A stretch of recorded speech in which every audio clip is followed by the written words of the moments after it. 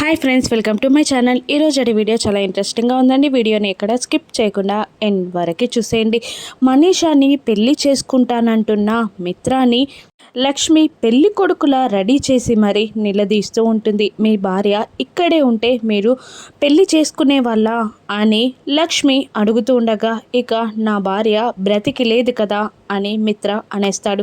ఒకవేళ బ్రతికే ఉంటే మీ చుట్టుపక్కలే ఉంటే మీ దగ్గరే ఉంటే అని లక్ష్మి అడుగుతుండగా, మిత్ర తను నాకు ఎదురు పడాలి కదా అని అంటూ ఉంటాడు. తన చుట్టూ ఉన్న అడ్డుగోడలు తనని అడ్డగిస్తున్నాయేమో, తను మీకు ఎదురు పడట్లేదేమో అని లక్ష్మి అంటుండగా, లేదు, తను నన్ను మోసం చేసింది, తప్పు చేసి మరి ఇక్కడి నుండి వెళ్ళిపోయింది కాబట్టి తను నాకు ఎదురు పడట్లేదు అని మిత్ర అనేస్తాడు. అంతేనా? లక్ష్మి మీద మీకున్న ప్రేమ అంతేనా అని లక్ష్మి అడుగుతుండగా, మిత్ర మౌనమే సమాధానమవుతుంది. మీకు ఈ పెళ్లి చేసుకోవడం కరెక్టే అనిపిస్తుందా? మీకు ఈ పెళ్ళి అయిన తర్వాత మీ భార్యని మీరు శాశ్వతంగా కోల్పోతారు, అది మీకు కరెక్ట్ అనిపిస్తుందా అని లక్ష్మి అడుగుతుండగా, నేను లక్కీ కోసం మాత్రమే పెళ్లి చేసుకుంటున్నాను అని అంటుండగా, లక్కీకి మనీష మంచి కాగలదని నమ్మకం మీకుందా అని అడుగుతుండగా, అవుతుందనే నమ్ముతున్నాను అని మిత్ర అంటూ ఉంటాడు. పోనీ ఆ తర్వాత మీకోసం మీరు ఆలోచించరా? ఈ పెళ్ళి జరిగిన తర్వాత మీరు ప్రేమించిన మీ భార్య మీకు శాశ్వతంగా దూరం అయిపోతుంది అని అంటుండగా, మిత్ర ఏం మాట్లాడకుండా సైలెంట్గా ఉండిపోతాడు. అయినా తప్పు చేసి వెళ్ళిపోయింది అని అంటున్నారు. మీకు లక్ష్మి తప్పు మాత్రమే కనబడుతుంది, మీరు చేసే ఈ తప్పు మీకు కనిపించట్లేదా? ఇప్పుడు చేసేది మీరు కూడా తప్పే కదా అని లక్ష్మి అంటుండగా, మిత్ర మళ్ళీ మాట్లాడకుండా సైలెంట్గా ఉండిపోతాడు. అయినా లక్ష్మి తప్పునే మీరు ఎంచుతున్నారే తప్ప లక్ష్మి పట్ల మీకు బాధ్యత లేదా? మీ అమ్మగారు నాన్నగారు లక్ష్మి మీకు ఎన్నో సేవలు చేసిందని, ఎన్నోసార్లు మిమ్మల్ని రక్షించిందని, మీకు చాలా హెల్ప్ చేసిందని, మిమ్మల్ని అంతలా ప్రేమించిందని చెప్పారు. కానీ తన పట్ల మీకున్న ప్రేమ ఇంతేనా అని లక్ష్మి మిత్రని నిలదీస్తూ ఉంటుంది. మీరు లక్ష్మి చేసి వెళ్ళిపోయిన తప్పు మాత్రమే చూస్తున్నారు. ఆ తప్పు సగం వరకు మాత్రమే కరెక్ట్ కావచ్చు. ఆ తప్పు చేయడానికి తనకు వచ్చిన సిచ్యువేషన్స్ ఏంటి, తను ఎందుకు అలా చేయవలసి వచ్చిందో మీరు గ్రహించట్లేదు కదా. అది మీరు తెలుసుకోకుండా మరొక పెళ్లి చేసుకొని తనకి శిక్ష వేయడం మీరు చేసేది కూడా తప్పే కదా అని లక్ష్మి నిలదీస్తూ ఉండగా, ఇక మిత్ర బాధగా లక్ష్మి వైపే చూస్తూ ఉండిపోతాడు. నేను మీ మీద కోపంతోనో లక్ష్మి మీద ప్రేమతోనో ఈ మాటలన్నీ మాట్లాడట్లేదు. మేము మీ పర్సనల్ విషయాల్లో జోక్యం చేసుకోకూడదు, కానీ ప్రేమ పట్లున్న విలువతో బాధ్యతతో మీతో ఇవన్నీ చెప్తున్నాను. ఒక్కసారి మీరు మళ్ళీ ఆలోచించండి అని అంటూ లక్ష్మి కోపంగా అక్కడి నుండి వెళ్ళబోతూ ఉండగా, తన కొంగుని ఎవరో పట్టుకొని లాగినట్టు లక్ష్మికి అనిపించి వెనక్కి తిరుగుతుంది. లక్ష్మి కొంగు చివరన మిత్ర చేతికున్న బ్రాస్లైట్కి ముడిపడిపోతుంది. ఇక ఇద్దరు ఒకరినొకరు బాధగా చూసుకుంటారు. ఇక మిత్ర తన బ్రాస్లెట్కున్న లక్ష్మి కొంగును తీయగానే లక్ష్మి అక్కడ నుండి వెళ్ళిపోతుంది. ఇక అక్కడున్న వివేక్ని చూసి లక్ష్మి ఏడుస్తూ అక్కడి నుండి వెళ్ళిపోగానే వివేక్ రూమ్లోకి వచ్చి, ఇప్పుడు నీతో ఉంది ఎవరన్నయ్యా అని అనగానే, లక్ష్మి అని అంటూ, కాదు శామ్ అని మిత్ర అనేస్తాడు. ఇక అవునా, ఇంకా లక్ష్మి వదినని నువ్వు మర్చిపోలేదు కదా, అందుకే ఆ రోజు ఆఫీస్లోనూ ఇప్పుడు ఇంట్లోనూ లక్ష్మి అంటున్నావు. ఇప్పుడు నీతో మాట్లాడింది లక్ష్మి వదినే అని నాకు అనిపిస్తుంది అని అంటుండగా, నీకు అలాగే అనిపించిందా అని మిత్ర ఎక్సైటింగ్గా అడుగుతుంటాడు. అంటే నీకు అనిపించిందా అన్నయ్య అని అంటుంటాడు వివేక్. ఇక ఆ మ్యాటర్ అంతా అనవసరం, ఇప్పుడు వెళ్ళు అని వివేక్ని మిత్ర అంటుండగా, అనవసరమా అన్నయ్య? సరే, ఇంకా ఎన్నాళ్ళు నువ్వు నీ ఆత్మవంచన చేసుకుంటావో నాకు తెలీదు. నిన్ను రెడీ చేద్దామని వచ్చాను, కానీ నా వల్ల కాదు అని అంటూ వివేక్ అక్కడి నుండి వెళ్ళిపోతాడు. ఇక లక్ష్మి ఏడుస్తూ ఉండగా జాను వచ్చి, ఏంటక్క రోజు శామ్ లాగా రెడీ అయ్యే నువ్వు ఈరోజు లక్ష్మిలాగా రెడీ అయ్యావు, అంటే ఈ రోజుతో నీకు ఈ వేషంతో చివరి రోజు అని నువ్వు అనుకొని ఇలా రెడీ అయ్యావా అక్క అని అంటూ ఉండగా లక్ష్మి ఏడుస్తూ ఉంటుంది. నీ చీర, కట్టు, బొట్టు, నీ ఫేస్ చాలా బాగున్నాయి అక్క, కానీ నీ కళ్ళలో ఆ నీరు లేకుండా ఉండుంటే ఇంకా బాగుండేదక్క. మమ్మల్ని ఏం చేయకుండా ఆపేశావు, అత్తయ్య మామయ్యని కూడా నోరు కట్టేశావు.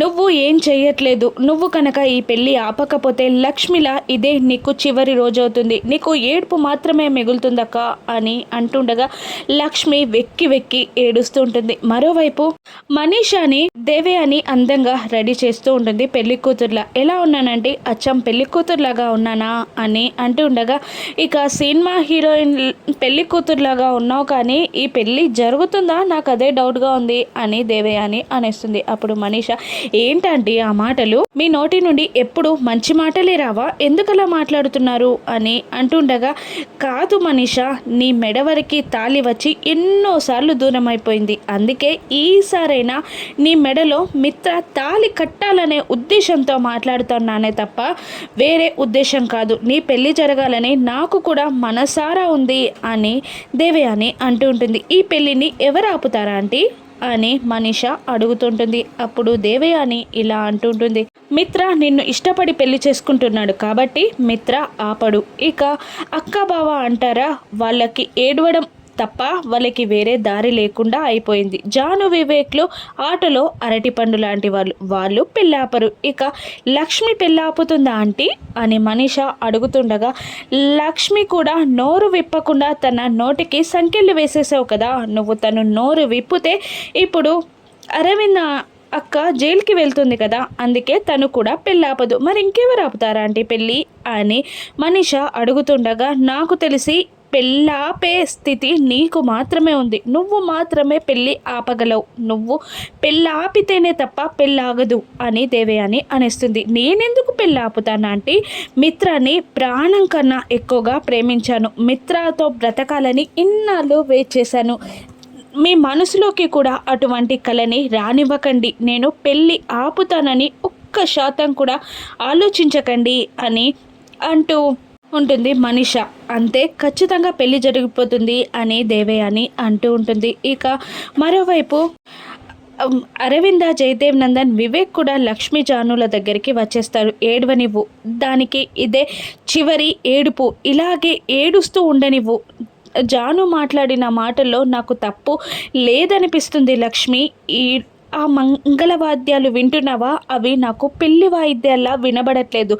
నీ చావుకి మోగే వాయిద్యాల్లాగా నాకు వినబడుతున్నాయి. నువ్వు ఈ పెళ్ళిని గనక ఆపకపోతే లక్ష్మికి ఇదే చివరి రోజు అవుతుంది. ఇక నీకు ఏడుపు తప్ప ఏం మిగిలిందే అని అరవింద ఎమోషనల్గా లక్ష్మిని తిడుతూ ఉంటుంది. ఇక మళ్ళీ ఇన్నాళ్ళు నేను నీ మంచిని కోరుకోలేదు, నిన్ను బాధ పెడుతూనే వచ్చాను, కానీ ఈరోజే నేను నీ మంచిని కోరుకుంటున్నాను అని అరవింద అంటుండగా, అయ్యో అత్తయ్యగారు అలా మాట్లాడకండి, మీరు ఎప్పుడు నా మంచినే కోరుకున్నారు అని అంటుండగా, ఇక లేదు, ఇంతవరకు నా మనసారా నీ మంచిని కోరుకోలేదు. ఈ పెళ్ళాగిపోవాలి, మిత్ర నువ్వు కలిసి ఉండాలని నేను మనసారా నీ మంచిని నీ తల్లిలాగా కోరుకుంటున్నాను అని అరవింద అంటూ ఉంటుంది. ఏదో ఒకటి చేసి పెళ్ళాపు, లేదంటే లక్ష్మిలా నీకు ఇదే చివరి రోజు అని జాను, జయదేవ్ నందన్, అరవింద, వివేక్ అందరూ అంటూ ఉంటారు. ఏం చేయమంటారు, నాకేం చేయాలో అర్థం కావట్లేదు, కానీ పెళ్ళాగిపోతుంది,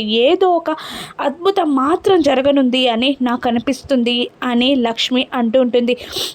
అప్పుడు అరవింద, మీ మామయ్య కూడా దేవుని మీదే భారం వేశారు, కానీ మానవ ప్రయత్నం లేకుండా దేవుడు కూడా ఏం చేయలేదు. నువ్వే ఏదో ఒకటి చేసి అద్భుతాన్ని సృష్టించాలి అని అరవింద అంటూ ఉంటుంది. లక్ష్మి ఏడుస్తుండగా, నేను ఈ పెళ్ళిని చూడలేను, నేను వెళ్ళిపోతాను, ఇక్కడి నుండి ఇంటికి వెళ్ళిపోతాను అని అరవింద అంటుండగా, వద్దత్తయ్య గారు మీరు ఇక్కడే ఉండాలి అని లక్ష్మి అంటుంటుంది. ఇక జయదేవ్ నందన్ కూడా, రావడం మన చేతుల్లో ఉంటుంది కానీ వెళ్ళడం మన చేతుల్లో ఉండదు అరవింద, మిత్రాన్ని బాధ పెట్టి మనం వెళ్ళలేం అని అంటూ ఉంటాడు అరవిందతో జయదేవ్ నందన్. కరెక్టేనండి, మిత్రాన్ని బాధ పెట్టకూడదు, అలాగని లక్ష్మిని బాధ పెట్టాలా, అంతే కదా మీరు చెప్పేది అని అంటూ హడావుడిగా కోపంగా వెళ్ళి పెళ్లి పందిట్లో ఉన్న అక్షంతలను తీసుకొచ్చి జయదేవ్ నందన్, జాను, వివేక్ చేతుల్లో పెట్టి తను కూడా తీసుకొని ఈ రక్తపు అక్షంతలు తన నెత్తి మీద చల్లి తనని చావడానికి ఆహ్వానిద్దాం, ఇంతే కదా, అప్పుడే కదా మీ మనసులన్నీ చల్లబడేది అని అరవింద కోపంగా అంటూ ఉంటుంది. లక్ష్మి ఏడుస్తూ ఉంటుంది. ఇక లక్కీ జున్ను కూడా చక్కగా రెడీ అవుతారు. ఇక లక్కీ డల్గా ఉండడం చూసి నీకు ఈ పెళ్ళి ఇష్టమేనా అని జున్ను అడుగుతుండగా డాడీకి ఇష్టం కదా అని అనేస్తుంది లక్కీ. డాడీకి ఇష్టమా? కాదు, నీ కోసమే మీ డాడీ పెళ్ళి చేసుకుంటున్నారని గ్రాండ్ ఫా మాట్లాడుకోగా మనం విన్నాం కదా అని అంటుండగా అవును అని లక్కీ అనేస్తుంది. మీ డాడీ ఆ మనిషిని పెళ్లి చేసుకోవడం నాకు ఇష్టం లేదు. నీకు అమ్మ కోసమే ఆ మనిషిని పెళ్లి చేసుకుంటున్నారు. నీకు ఒకటి చెప్పనా, మీ డాడీకి నీకు ఆ మనిషి కరెక్ట్ కాదన్నది నా ఒపీనియన్. మీ డాడీ ఆ మనిషిని పెళ్లి చేసుకోవడం నాకు ఇష్టం లేదు అని జున్ను అనేస్తాడు. అప్పుడు లక్కీ కూడా అవును నాకు కూడా ఇష్టం లేదు, ఇది నా మనసులోని మాట అని అంటూ ఉంటుంది లక్కీ. ఇక మనిష మాత్రం కాన్ఫిడెంట్గా ఈ పెళ్ళిని ఎవరు ఆపరు అని అంటూ ఉంటుంది. ఈ పెళ్ళి ఎలా ఆగిపోతుంది, ఏ అద్భుతం జరగనుంది, పిల్లలిద్దరూ కలిసి మనీషా మిత్రాల పెళ్ళిని ఆపి వాళ్ళ తల్లిదండ్రుల్ని ఒక్కటి చేయనున్నారా? రానున్న ఎపిసోడ్స్లో చూద్దాం. Thank you for watching.